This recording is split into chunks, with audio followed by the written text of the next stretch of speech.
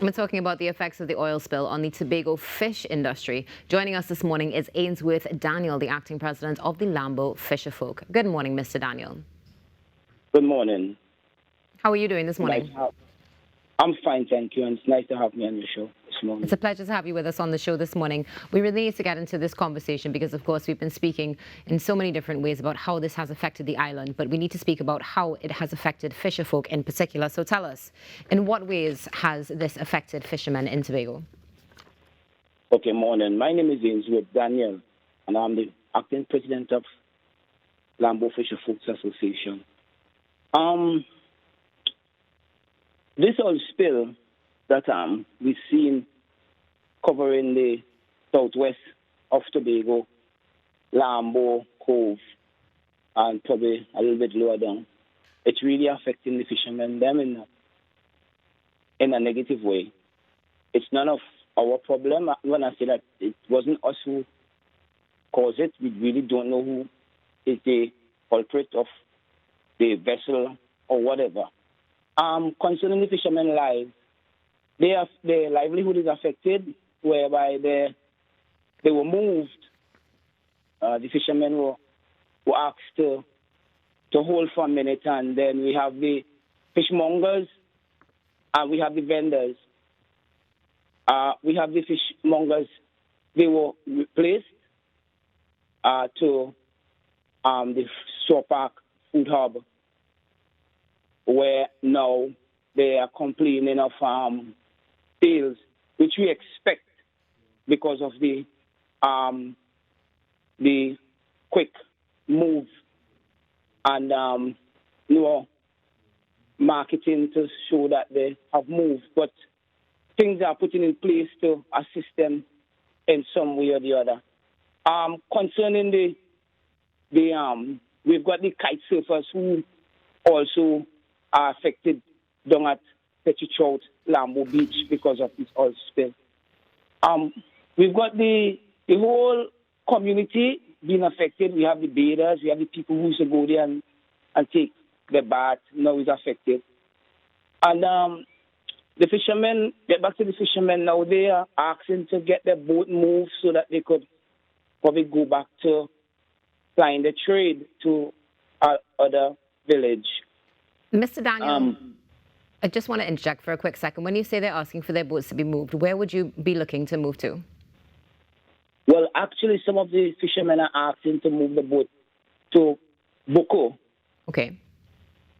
So they could fly the trade from there because looking at the oil spill as it is now, we're not sure how long it's going to take. Nobody has given us any time on it to see whether it will take 2 months, 3 months, a year. We don't really know how long it's going to take. So the fishermen asking to be moved by asking THA or TIMA if they could assist them to move to Boko. Understood. So, of course, we'll continue to follow up with that and see what the result is. Now, let's go to something that a lot of people have been talking about. It was trending in our print media last week, which is the increase in prices. Is this something that you foresee, or has it already taken place owing to the oil spill? Well, I don't think there is any increase, If there is any increase in the fishes, I don't think there's no need for increase at the moment because,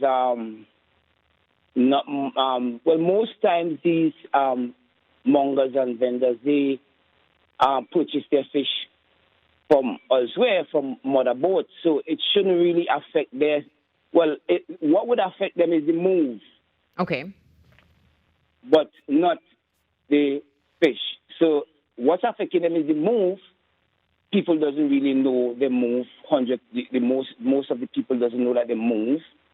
And that might be causing the slow in sales, but it's not that the spill is causing them not to get fish.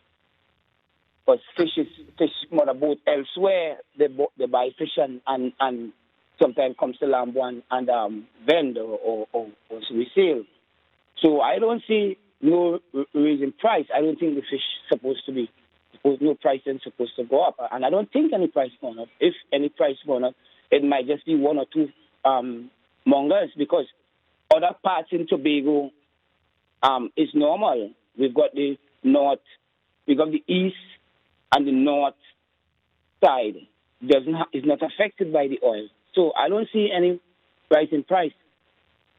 Understood. Thank you so much for clarifying that this morning, because it's been a hot topic of conversation. Now, Mr. Daniel, one of the things that you mentioned is the request to be moved to Buku. How feasible is it for this to be a solution until things are cleared? As you know, as you said, we're not sure when this is all going to be rectified. Is it feasible to say that the fishermen from Lambo can move to Buku and operate there for a certain period of time, or perhaps an extended period of time?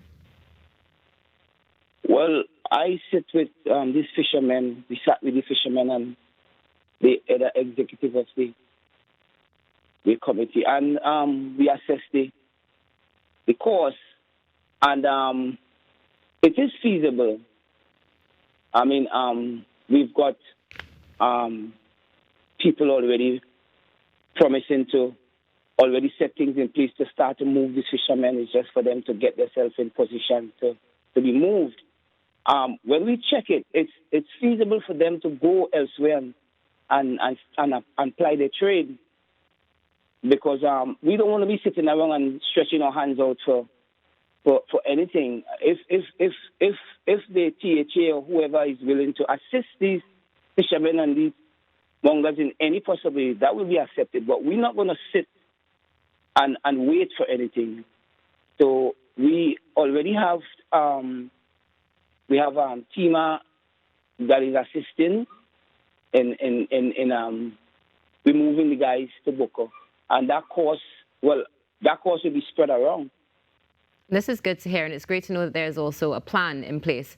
And just another question that we've all been wondering when it comes to this oil spill, particularly being in Lambo: your equipment, your boats, your nets, and so much more. Would all of this have been affected, and what has that cleanup process been like, if so?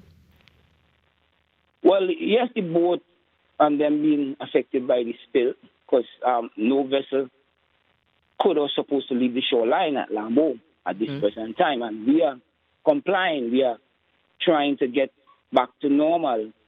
The fish net and these sorts of things will be affected at this point in time. People with pots and fish nets and these things will be affected, but we're not permitted to pull or do anything with these sort of fishing at the moment.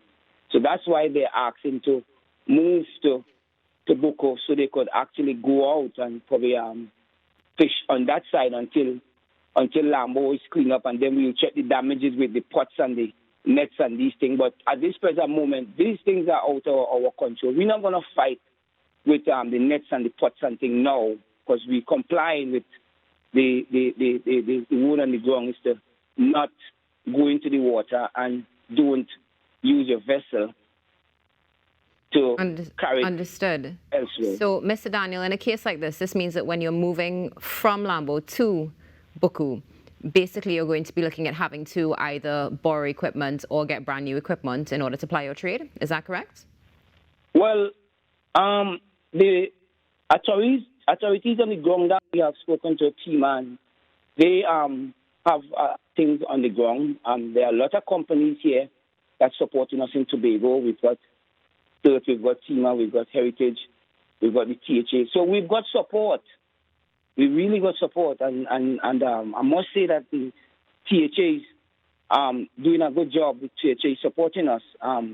They're supporting. I mean, things is a bit slow because it's our most of us first experience with the oil spill.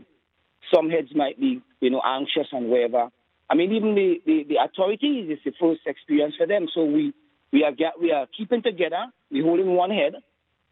The THA is supporting us. We're supporting the THA, and we expecting these guys to be moved probably this week or the coming week.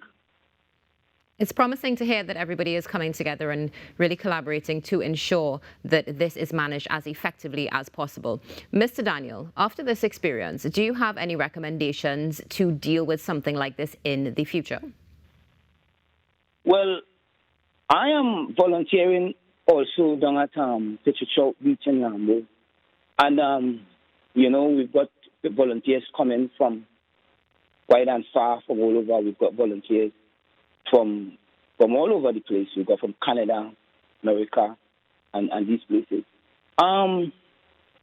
Yes, when we have, what they do when we have these briefings on the ground, they ask for opinions and solutions for people to come up with ideas and things. And one of the things that was brought to our attention on the ground down there is that we're going to try to be somewhat ready from now on, because this is our first experience and we've learned to be somewhat ready. Even if we're not 100% ready, the word on the ground is that we're going to be somewhat ready, whether it's 40%, 60%, but we're going to be ready for this if it happens again, which we're hoping that it don't happen again. And of course, Mr. Daniel, we hope that this doesn't happen again either. Thank you so much for joining us this morning and sharing your insight. I'm hoping that we can get some updates from you as time goes on to see exactly what the status is of the Lambo fisherfolk. Have a great day. You too. Thank you for having me.